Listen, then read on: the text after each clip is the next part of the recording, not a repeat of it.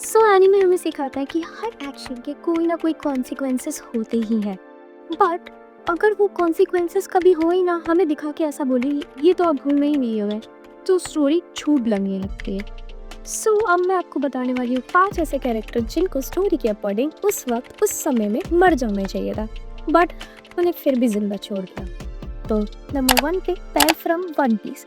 सो पेल, क्या आप सबको याद है एलिबेस्टर आर्क? सो एलिबेस्टर आर्क में हमें ऐसे दिखाया गया था, पेल को बिल्कुल ही हीरोइक मूवमेंट दे दिया गया था, बिल्कुल ही एक सैक्रिफाइस मूवमेंट था, जैसे कि वो बॉम्ब उसके पास है, उसे लेके भागा है, वो मर जाएगा। तो ओवरऑल उसका काम था वीवी को होप देना, बट इन द एंड क्या हुआ, वो बच गया।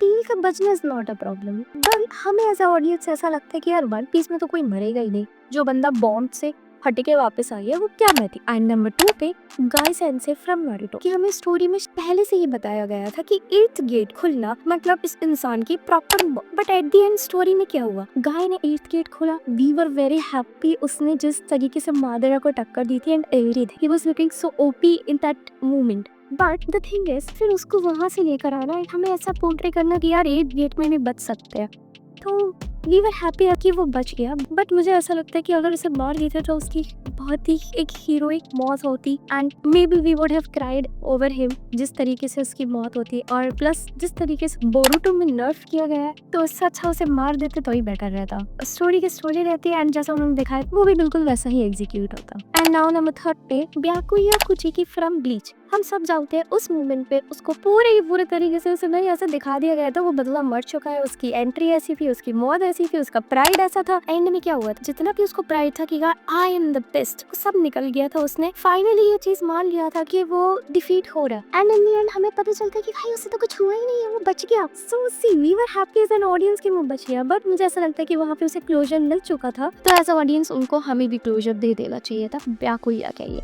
And now number 4 बॉन्टले। He is personally like one of my favorite character from One Piece। जिस तरीके से उस बंदे का एंड दिखाया गया था कि यार वो इम्पेल डाउन में गेट बंद हो रहे हैं, उसकी वो लास्ट स्माइल, अब तो हो गया बंदा, मतलब हम सब लोग ही बहुत इमोशनल थे, क्योंकि वो एक ऐसा बंदा था जो लूफी की टीम में डिजर्व करता था होना, बट हमें ऐसा लगा यार वो तो गया। But let me give you one spoiler, वो जिंदा है। यस, अगर आप आगे की स्टोरी देखोगे मांगा में हमें वो बता दिया गया है कि बाओके जिंदा है, तो मुझे ऐसा लगता है कि उसका वो एक हीरोइक मोमेंट था कि जहाँ पर उसे वो चीज मार देना चाहिए था, because we felt so bad for him, so उन्होंने छीन लिया। तो या बॉन्टले is number 4th at least. And now number 5 पे, no wait guys, I want you to have some patience, because number 5 पे जो है आप सबको लगेगा उसे मर जाना चाहिए था, मैंने उसे सिर्फ लिस्ट में इसलिए रखा है क्योंकि वो क्लोज थी। सो नंबर 5 पे साकुरा। सो माय पॉइंट इज कि जब वो छोटी थी, जब वो गिर रही थी, जब उसे सासकी आके बचाते, तो मुझे ऐसा लगता है कि यार उसे नहीं बचाना चाहिए था, उसको भी उसका ऑलमोस्ट हीरोइक पॉइंट मिल ही गया था।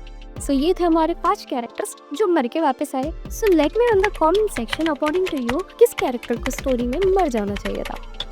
सो अगर तुम्हें वीडियो अच्छा लगा तो लाइक एंड सब्सक्राइब करना मत भूलना।